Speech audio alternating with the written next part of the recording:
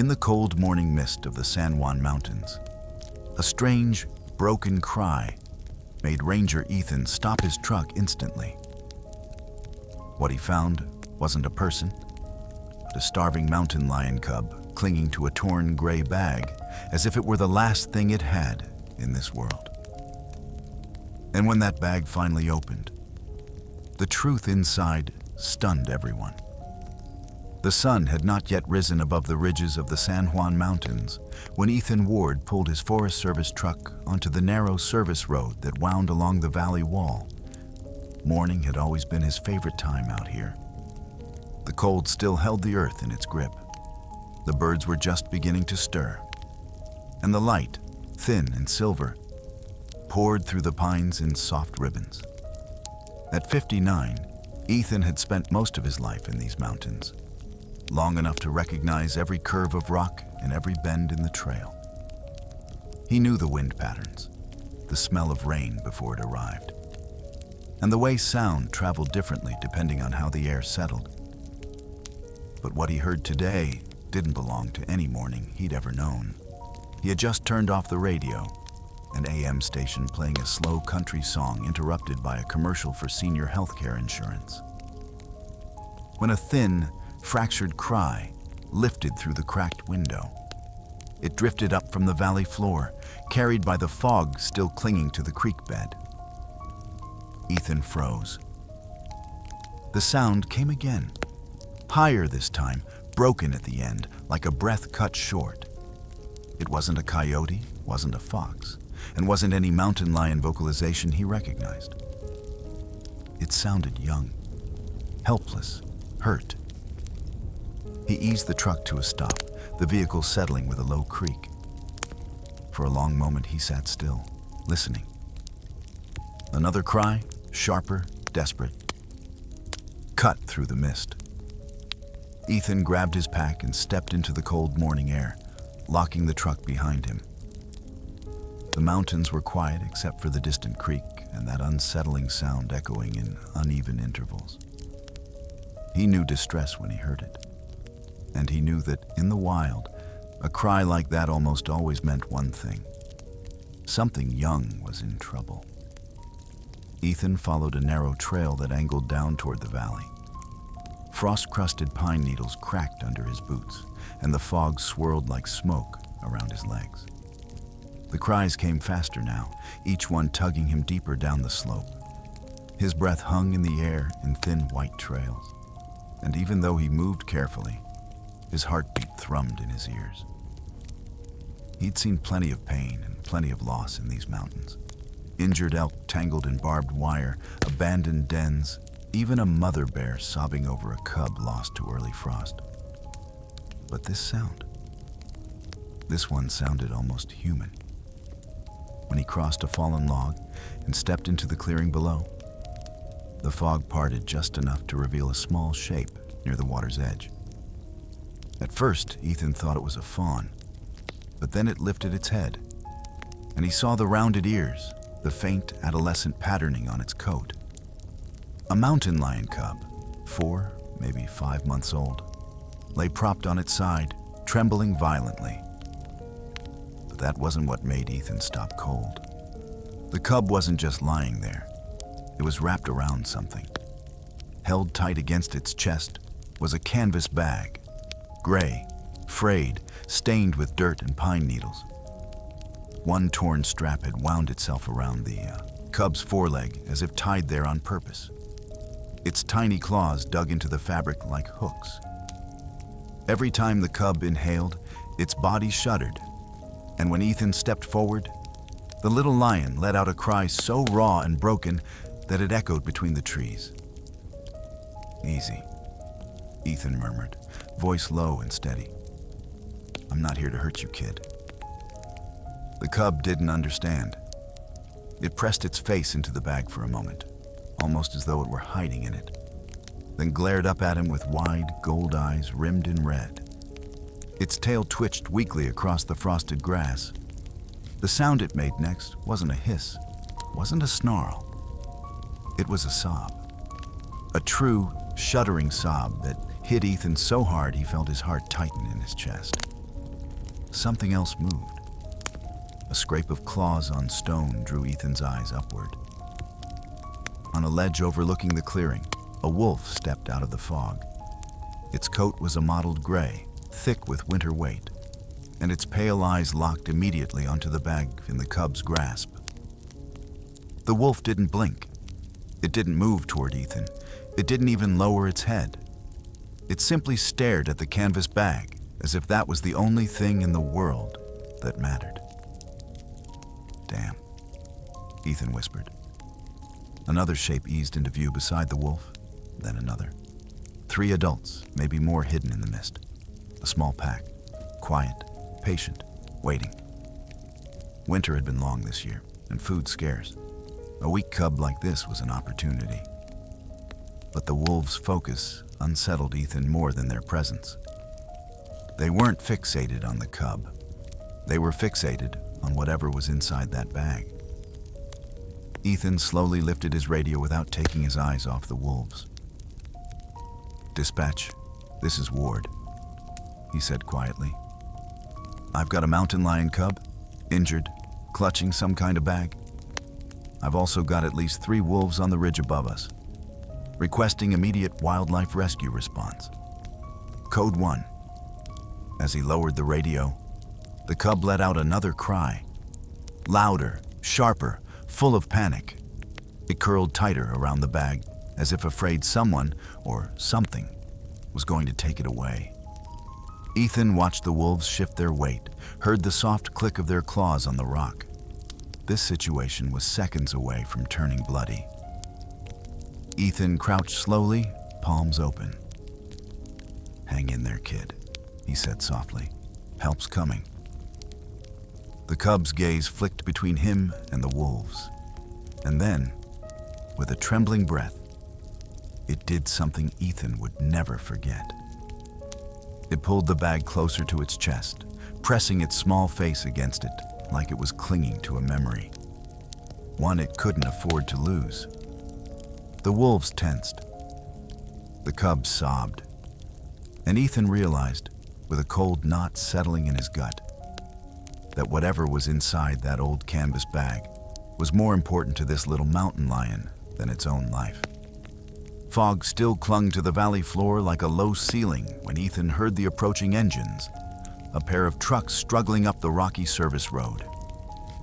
The wolves on the ridge turned their heads toward the sound, ears pricking, muscles tightening beneath their winter coats. For a moment, Ethan feared the noise would drive them down toward the cub. But instead, the pack slipped back into the mist, disappearing as silently as they had appeared. Only the deepest prints they left behind remained as proof they'd ever been there at all. Ethan exhaled slowly. Wolves leaving didn't mean the danger was gone, but it bought him a thin slice of time. And time was something that little cub didn't have much of. The cries had grown softer now, less like panic and more like exhaustion wearing itself thin. The cub's head drooped over the canvas bag as if it could barely stay conscious. Ethan moved a few inches closer, careful not to startle it, his boots sinking into the frost-softened mud. The rescue trucks rolled to a stop near the trailhead above, and 2 figures came into view: Maya Dalton and Jonas Reed. Maya moved with the focused stride of someone who'd spent her adult life with wild animals. Even layered up in a heavy jacket, you could see the strength in her shoulders. Jonas followed with a med kit slung over one arm, his face already scanning the valley as if taking inventory. Ethan felt a wave of relief sharpen into urgency. "Down here," he called, his voice low but clear across the clearing. Maya and Jonas descended the slope quickly but carefully. When Maya reached him, she crouched low, eyes narrowing as she looked at the trembling cub. "God," she whispered. "It's tiny." Jonas knelt beside her. Dehydrated, malnourished, and that front leg, look at the angle, probably sprained or bitten. He glanced at Ethan. "You said there were wolves?" "3 that I saw," Ethan said. maybe more. They were watching the bag, not the cub. Both of them turned their eyes toward the canvas bag, as if seeing it for the first time. The cub, sensing new presences, lifted its head weakly and tightened its grip on the cloth. Its claws shook as they dug into the fabric. When Maya shifted her weight an inch closer, the cub let out a sound like a broken gasp. Not a warning, not a threat, a plea. Maya froze. "Easy, sweetheart," she murmured. "We're not taking anything from you. We just need to help." Ethan had known Maya for years, long enough to recognize when something rattled her. That tiny wrinkle between her eyebrows, worry mixed with confusion. She lowered herself slowly onto one knee, palms open, her voice soft enough to soothe, but steady enough to be heard over the creek. "Little one," she whispered, "let me see you." The cub wouldn't loosen its grip. It gathered its thin limbs around the bag as if bracing for the world to take one more thing from it. Jonas leaned closer, careful not to crowd. "Bag's old," he murmured. "Canvas. Looks like it's been dragged through mud for weeks, and... Is that stitching torn? Something's inside." Ethan nodded. "Whatever it is, it's the reason the wolves didn't attack." They were waiting for a moment. Maya's eyes flicked briefly toward the ridge where the wolves had stood moments earlier.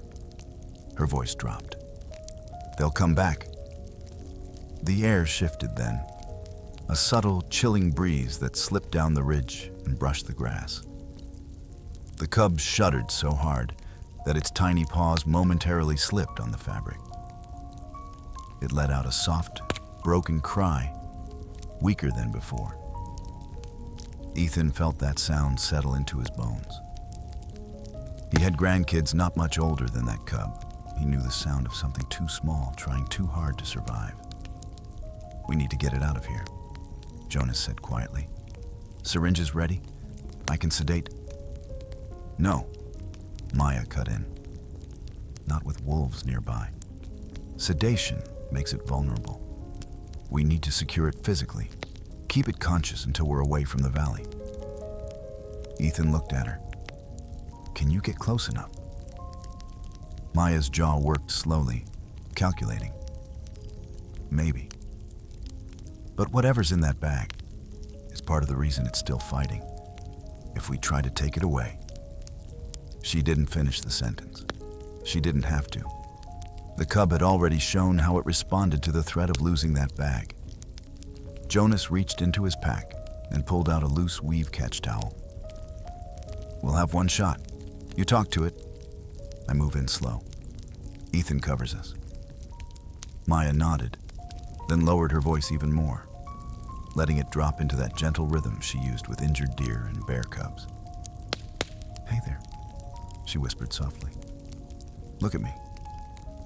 Just look at me a minute." The cub's breathing hitched. It blinked slowly, its head wobbling as it turned toward her voice. The fog swirled around its small frame, making it look even smaller than it was. The cub's eyes slid from Maya to Ethan, then back to the bag, as if checking that each of the world's dangers was still in its proper place. "It's okay," Maya continued. "You're safe now. Nobody's going to take that from you." Jonas moved inch by inch, circling around behind Maya. The cub saw the movement and let out a sound, thin, hoarse, but didn't lunge. It was beyond strength now, relying only on instinct and fear. Jonas waited for the next cry, timed his movement with it, and in a single smooth motion, he dropped the catch towel over the cub's back and reached for its sides. The cub shrieked, loud and sharp, but its tiny body was too weak to fight. Its paws clawed at the canvas bag desperately, refusing to let go even as Jonas's hands closed around its ribs. "That's it," Maya breathed. "Hold on, sweetheart. Hold on." But the cub wasn't trying to fight them. It was fighting the world, fighting the terror of losing the only thing left to cling to, the canvas bag. The cub dragged it closer with a final surge of trembling strength, curling itself over the cloth even as Jonas secured its hindquarters. The movement was so desperate that Ethan felt his throat tighten. Whatever was inside that bag had carved itself into the cub's heart like nothing he'd ever seen in the wild. Jonas lifted the cub carefully, keeping it wrapped while Maya supported its head, and Ethan reached down to grab the bag. The moment his fingers brushed the canvas, the cub let out a sound that made all three of them freeze. A long, fractured cry that echoed across the clearing like something breaking open inside its chest. Ethan jerked his hand back. Jesus. Maya swallowed. We wait. The bag goes with it. We move them together. And so they did. Jonas carried the small, trembling body. Maya kept her hands lightly against its head. And Ethan took the bag, slowly, gently, as if it might explode under the weight of its own secrets. As they began the climb back toward the road, the cub, barely conscious, lifted its head just enough to look at Ethan. Those golden eyes, glazed with fear and exhaustion, locked onto the bag in his hand. It let out a small, broken whimper, not of anger, but of begging. Ethan tightened his grip on the strap. "Don't worry, kid," he said softly. "It's coming with us." Behind them, far up the ridge, a solitary wolf appeared again. Silent, unmoving, its gaze fixed not on the rescuers, but on the gray canvas bag cradled in Ethan's hand. The climb back toward the service road felt longer than it should have, even for a man who'd spent decades moving through these mountains. The weight of the morning pressed against Ethan's chest. Not just the thin air or the cold, but the fragile thing Jonas carried in his arms. The cub hung limply in the towel now, its breath shallow, its head lolling against Jonas's forearm. Only Maya's steady hand on its neck kept it from thrashing in panic every time the wind blew too sharply across the slope. Ethan carried the gray canvas bag himself, gripping the frayed strap carefully as though he were holding a piece of old glass. The cub's eyes tracked the bag with every weak breath, fear flickering through them like a dying spark. Even when they reached a flat stretch of trail, the little cat tried to lift its head higher, its body trembling as if it was about to cry again. "Easy, kid," Ethan murmured, not sure if he was talking to the cub or himself. Maya shot him a quiet look, one he'd seen before in other rescue missions, when a life hung on the razor edge between fear and survival. "We need to get it to level ground," she said softly. "Wolves won't regroup this close to us, but we shouldn't stay exposed." Jonas adjusted his hold, breathing a little harder now. "It's so light," he muttered. "Too light for its age." A few yards more, and they reached a wide patch of flattened grass where a fallen pine had created a natural shelter. Maya motioned for Jonas to kneel. The three of them crouched around the cub, the fog swirling around them like a slow-moving river. Ethan set the bag down carefully beside the cub, making sure the strap faced its paws. The moment the bag touched the ground, the cub's eyes fluttered open. It let out a soft, hoarse sound, barely audible but unmistakably relieved. Jonas steadied the towel wrapped around it while Maya checked its breathing. "Heart rate's high," she whispered. "Stress, dehydration, but it's hanging on." Ethan nodded, though his eyes were fixed on the cub's paws. Weak as it was, the little cat managed to stretch one trembling foreleg toward the bag, claws extending until they hooked the canvas. Maya exhaled. "It's not going to let that thing go without a fight." Jonas frowned. "We're not trying to take it, but we do need to see what's inside. We need to know why the wolves were fixated on it." Ethan looked up toward the ridge, as if expecting the wolves to reappear. They didn't, but he could feel the tension lingering like a shadow. "Let me try," he said. He positioned himself beside the cub, slow and deliberate, then curled his fingers around the corner of the canvas. The cub watched him with terrified intensity, pupils wide, its breath coming in shallow spurts. Ethan pulled gently.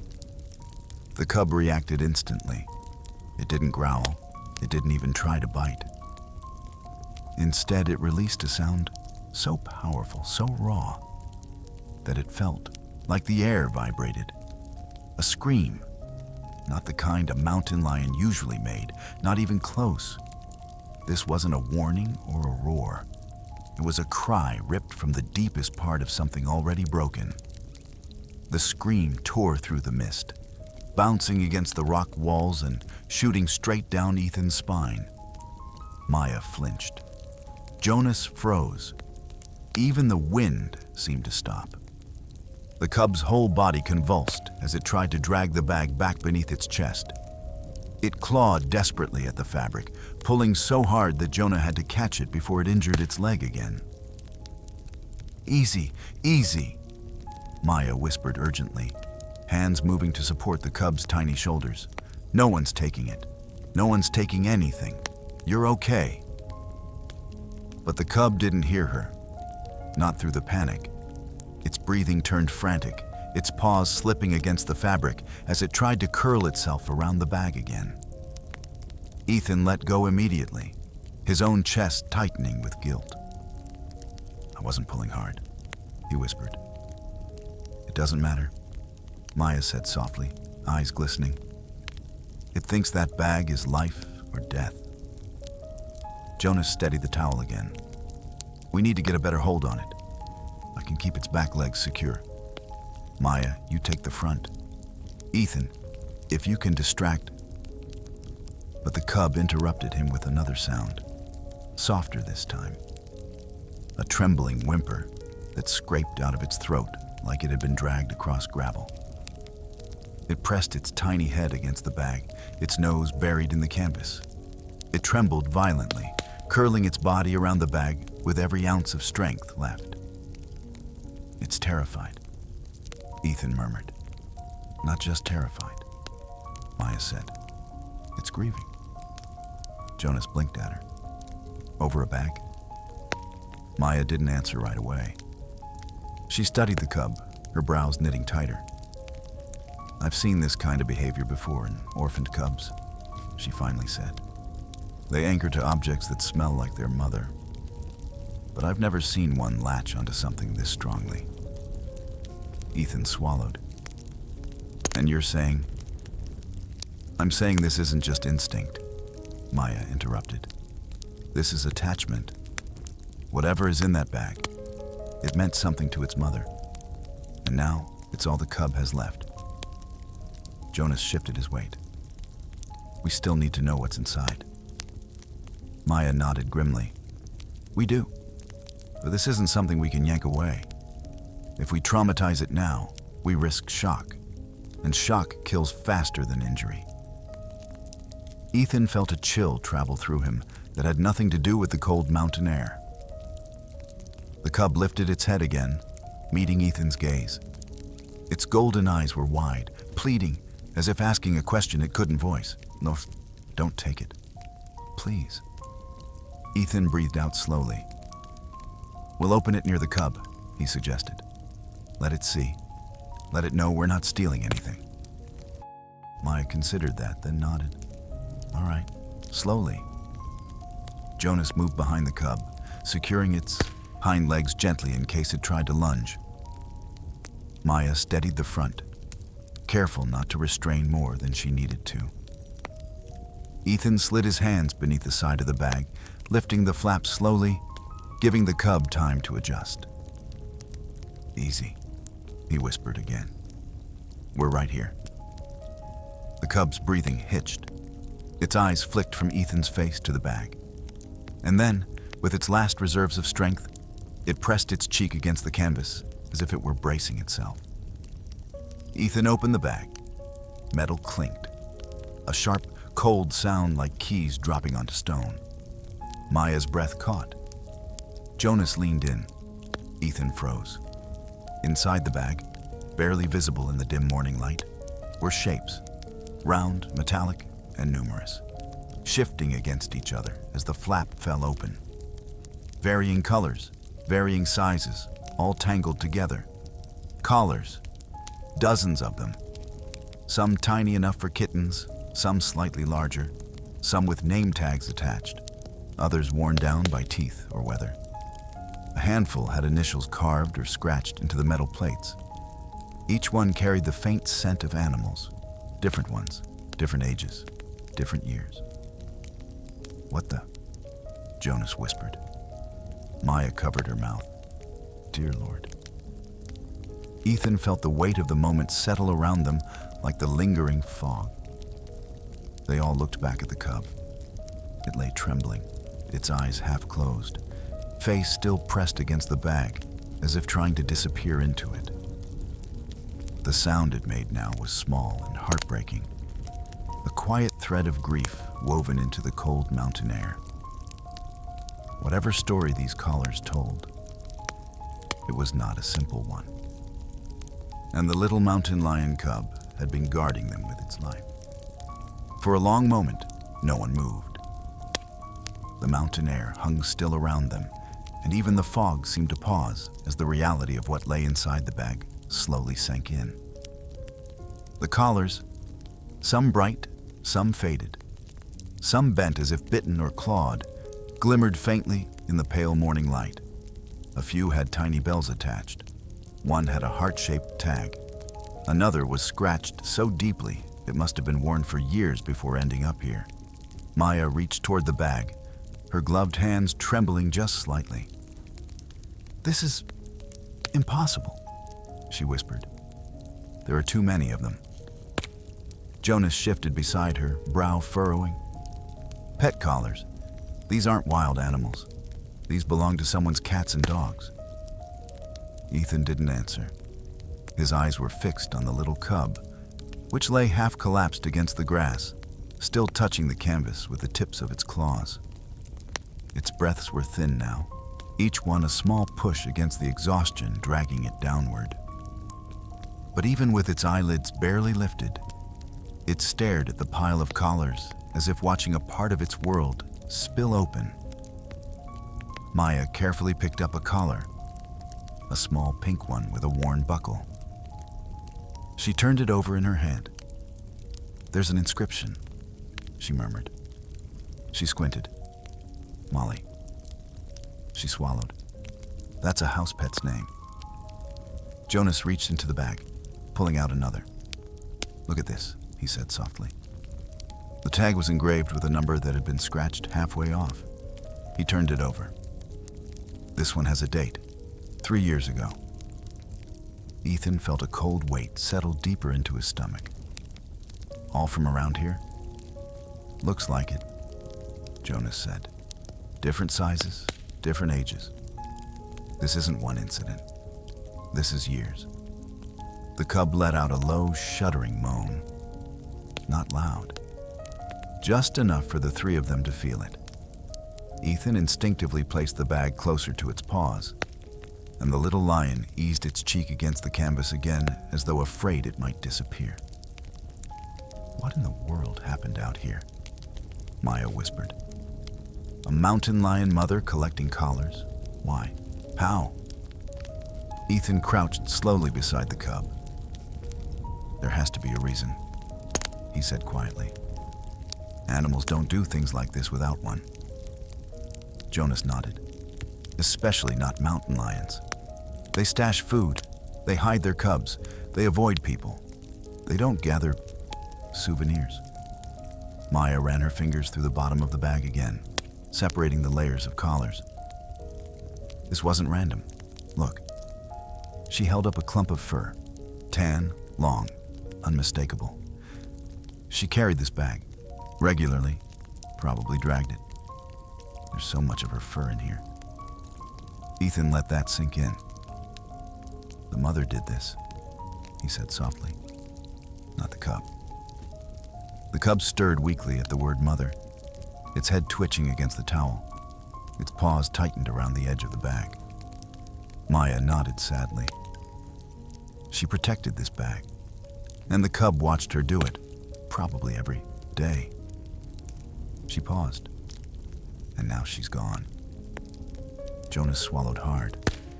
That explains the panic, the scream, the heartbreak. The fog thickened briefly as a colder breeze swept down the ridge. Ethan glanced toward the slope, uneasy. We need to move. Those wolves didn't leave because they were scared. They left because we interrupted them. Maya stood and brushed the frost from her knees. Then we take the cub and the bag together. No separating them, not now. Jonas shifted the cub gently into his arms again. Its breathing was shallow, but it didn't fight. It only kept its gaze locked on the bag, trembling with a fear that felt too big for such a small creature. You know, Jonas murmured as they began to climb. This is the kind of thing you hear about in those senior legal help commercials. Something complicated, something no one knows how to explain. Ethan managed a tired smile. Except this time, the mystery's wrapped in fur. Maya walked beside them, the collars clinking softly inside the bag with every step. We'll get answers, she said. We'll figure out where these came from and why the mother kept them.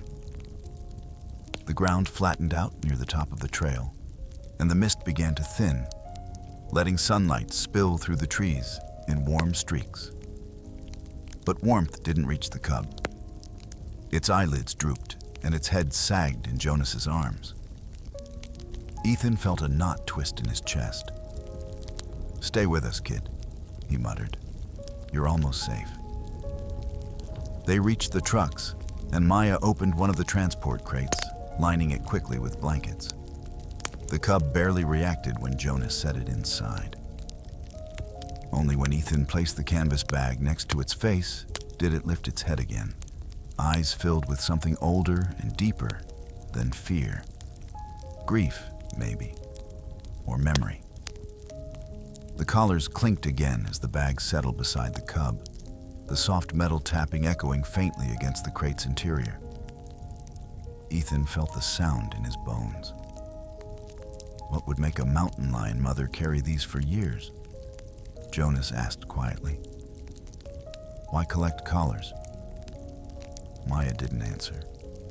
She stared at the bag with the same unsettled expression Ethan felt growing inside himself. An unanswered question that wasn't just strange, but unsettling. Like something out of a home security case or an insurance investigation no one ever wanted to handle. "We'll find out," Ethan finally said. "But whatever this is, it started long before we got here." He closed the crate door gently, the cub curling around the bag, as if curling around the last piece of its mother. And somewhere deep in Ethan's bones, he felt that the collars were telling a story, one they hadn't even begun to understand. The drive into the upper mountain basin took nearly an hour, but the weight of what they'd seen made every minute feel heavier. The sky had cleared, letting sunlight spill across the snow-dusted pines, but the warmth didn't settle in the cab of the truck. No one spoke much. The cub slept in the transport crate on the back seat, curled tightly around the gray canvas bag, its tiny chest rising and falling in uneasy rhythm. Every now and then, the metal tags inside clinked, a thin echo that reminded Ethan why they were out here in the first place. Maya was the first to break the silence. She was studying a small sample of mud that Jonas had scraped from the bottom seam of the bag. The smear had dried into thin streaks on a piece of gauze, a mix of clay and sediment. "This isn't from the valley floor," she murmured. "It's finer and lighter. This is upper elevation runoff." Jonas nodded. "Somewhere higher in the watershed, maybe a ridge or a glacial pocket." Ethan kept his eyes on the narrow mountain road ahead. There's only a few places up here that match that kind of soil, old mining sites, and the old winter cabins near the tree line. Maya looked over at him. Cabins people still use? Some, most abandoned. But years back, a family used one of them to set up camera traps. They wanted to track seasonal movements, deer, fox, the occasional mountain lion. Ethan paused, fingers tightening around the steering wheel. They haven't come back since the last big winter storm. The cabin's still there, though. Jonas exhaled. That fits the timeline. Some of these collars are years old. Maya held one of the collars in her lap, a small blue one with a faded tag. If the mother lion discovered that cabin, it might have found more than shelter. The truck bumped over a stretch of uneven ground, and the cub stirred, letting out a weak cry. Ethan glanced back. "Easy, kid," he murmured. "We're almost there." The road grew narrower as they climbed, winding through tall spruces whose branches still held pockets of last week's snowfall. Finally, Ethan pulled the truck to a stop beside a collapsed wooden fence. Beyond it, half buried in frost and shadow, stood a small cabin. Its windows were dark, and the roof sagged from years of storms. A cold breeze drifted down from the ridge behind it, carrying with it the faint smell of pine sap and old smoke. Maya stepped out first, her boots crunching through the frost. "It looks untouched," she said quietly. "Not for long," Jonas replied, grabbing his pack. Ethan approached the cabin door, which hung crooked on rusted hinges. As he pushed it open, a gust of cold air brushed past him, carrying the smell of dust, wood rot, and something faintly metallic. Inside, the room was dim, but not empty. A wooden table lay overturned against one wall, and a series of metal mounts on the opposite side suggested equipment had once been anchored there. But it was the corner near the back window that made all three stop in their tracks. A row of camera traps sat in a pile, some half broken, some with cracked screens, others still intact. Scattered near them were pieces of old clothing: child's glove, a knitted hat, a faded flannel shirt. Near the edge of the pile lay a small box labeled with faded marker ink: collars for the trap station. The box was half empty. Maya knelt beside it, lifting a few pieces reverently. "This explains the collars," she said. "The family must have used them as scent markers. They leave them near the cameras to attract animals, pets, strays, anything wandering close." Jonas crouched beside her, picking up a broken camera. "And the mother lion found them. She probably learned these objects led her to food smells, maybe warmth, maybe interesting scents. Lions don't think in stories, they think in usefulness." He turned a collar over. "But she didn't eat them. She collected them." Ethan scanned the room slowly. "Look here." Near the back door was a trail of faint claw marks in the wood. Long, deliberate scrapes that curved upward toward the frame. Maya ran her fingers lightly across them. She came in and out, often. Jonas approached the window. "And this is broken, not from weather. Something big slipped through." Ethan walked toward a low shelf near the wall. A wool blanket lay there, torn in places, matted with fur. The same tan, coarse fur he'd seen inside the canvas bag. Heavy paw prints marked the dust on the floor.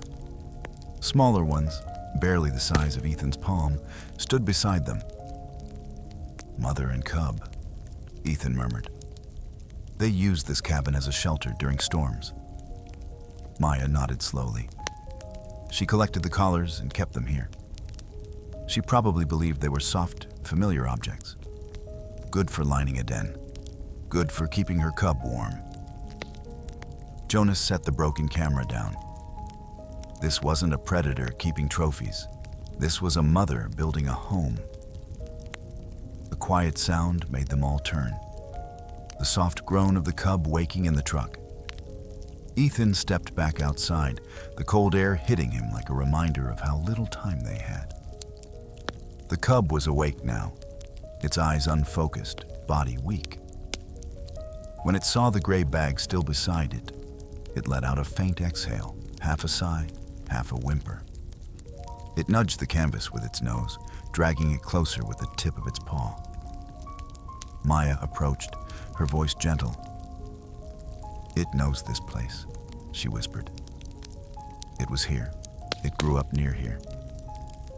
Jonas closed the cabin door halfway, looking back at the snow-covered roof. And the mother didn't come back. Something kept her from returning. His voice softened. "That's why the cub left the den. It went looking for her."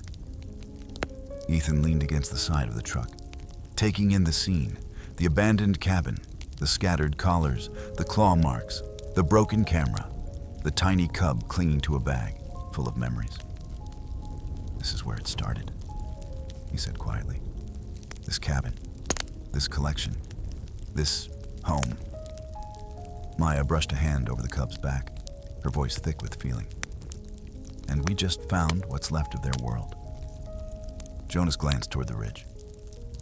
"And maybe what took her." Ethan followed his gaze. The ridgeline loomed above them, dotted with dark pines and streaked with lingering snow. Deep tracks cut through the trees, fresh enough to see from where they stood. Wolf tracks. Ethan drew a long, steady breath. "We're taking the cub with us," he said. "But we're not leaving this mystery behind. Not yet." He closed the crate door gently. The cub curled tighter around the bag, as if holding the last warm memory of a mother it would never see again. And the mountain around them, cold and silent, held its breath as if waiting for the truth to finally surface. The drive down from the frozen cabin was quiet in that heavy, meaningful way that settles only when everyone understands the truth, but no one wants to speak it aloud. Snow melt dripped from the branches overhead, tapping against the roof of the truck in slow, uneven beats, like a clock reminding them that the cub's time couldn't be wasted. Ethan kept his eyes on the winding road ahead, while the others sat in the back with the crate, watching the little lion breathe in shallow, tired motions. The canvas bag lay tucked beneath its chin. Even half-conscious, the cub rested its paw over the worn fabric, guarding it the way a child might cling to a blanket after a long night. Every few minutes, it would let out a soft, uneven sound. Not a cry, not a growl, something caught in between. A sound that seemed to hold all of its loneliness and all of its memories at once. Maya leaned closer to the crate, careful not to make sudden movements. "It's fading," she murmured. "Exhaustion, dehydration, the stress of losing its mother. It's too much for a cub this young." Jonas checked its breathing again. "It needs fluids, warmth, and time, but it won't recover without stability." Ethan's eyes flicked to the rearview mirror. "We'll give it all of that, whatever it needs." The road curved sharply around an outcrop of red stone, opening into a long stretch of pine forest. It was the kind of place Ethan had driven through thousands of times without a second thought, but today every tree, every shadow, every echo of wind felt different. The cabin had changed things. The collars had changed things. And now, the cub's quiet suffering turned each mile into something weightier than the last. When they reached the wildlife center, the air was warmer, the snow thinner. A late-season breeze moved through the cottonwoods along the fence line, carrying the faint smell of dust and pine sap. Maya hopped out first, motioning for Jonas to carry the crate inside the recovery wing.